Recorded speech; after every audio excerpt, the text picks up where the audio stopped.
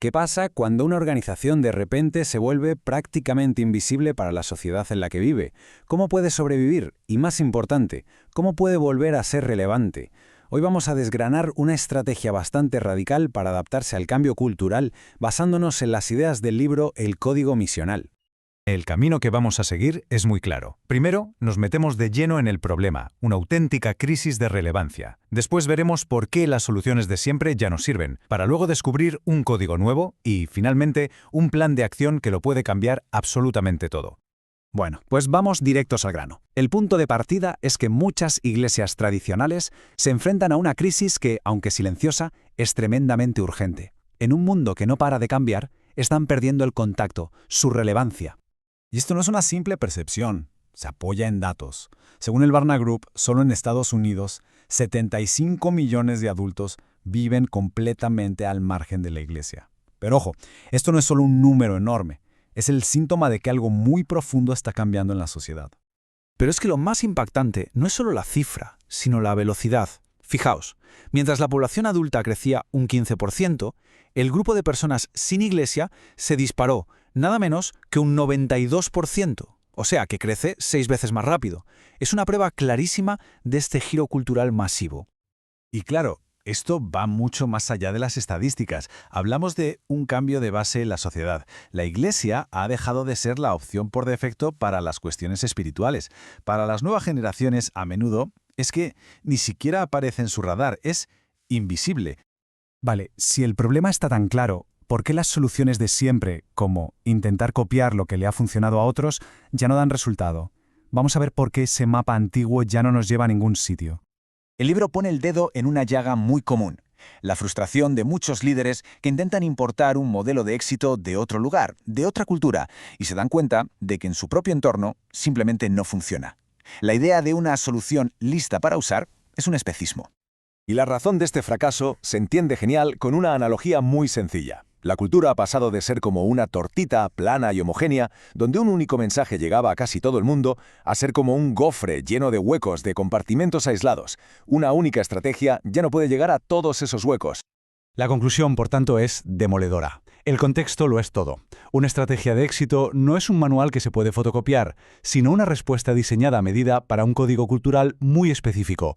Lo que funciona de maravilla en Seattle puede ser completamente inútil en, por ejemplo, Sellersburg.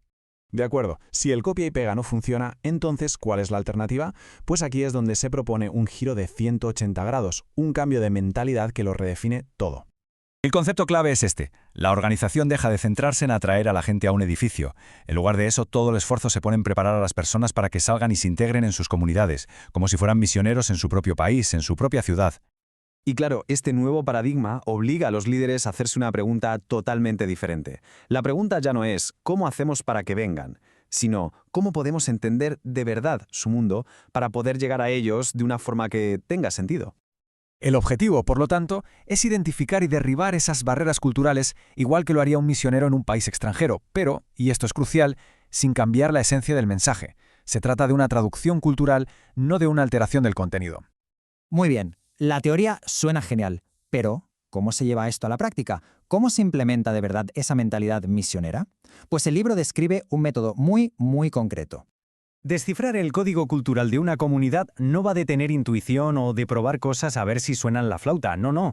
Se trata de un análisis estratégico que utiliza un marco específico para ver las cosas con claridad. El método propone usar 3 lentes, como si fueran 3 gafas diferentes. La primera, los grupos etnolingüísticos. La segunda, los segmentos de población, que son como tribus unidas por intereses o experiencias comunes. Y la tercera, los entornos culturales definidos por un lugar físico, como puede ser una universidad o una fábrica. Juntas, estas 3 lentes dibujan un mapa muy completo de la comunidad. ¿Y esto en qué se traduce en el día a día? Pues pensad en la cantidad de grupos diferentes que conviven en un mismo lugar. Cada uno de ellos vive en su propia burbuja cultural con sus valores, su lenguaje y sus necesidades. El mensaje tiene que ser traducido para que cada uno de ellos lo pueda entender y sentir como algo relevante. Y cuando todo este cambio estratégico se pone en marcha, el resultado final es una transformación organizacional profundísima que cambia la naturaleza misma de la institución.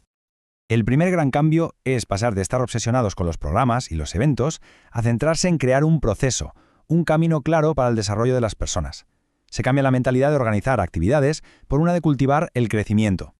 Este segundo cambio de postura es fundamental. El enfoque atraccional es el de si montamos algo lo suficientemente bueno, la gente vendrá. En cambio, el enfoque encarnacional exige que la organización salga a la calle, que se integre en la comunidad, viviendo y sirviendo desde dentro. Y claro, esto redefine por completo el papel de cada persona. En lugar de ser un consumidor pasivo de servicios, casi como un cliente, se convierte en un participante activo de la misión, preparado y enviado para actuar allí donde vive, donde trabaja, donde pasa su tiempo. Hay una cita que resume perfectamente el objetivo, y también el peligro. El gran desafío es mantenerse siendo un movimiento, algo vivo, dinámico y que se adapta, en lugar de acabar convirtiéndose en un monumento, algo estático, pesado y enfocado solo en su propia supervivencia. Y llegamos al final con una pregunta que lleva esta idea mucho más allá de su contexto original.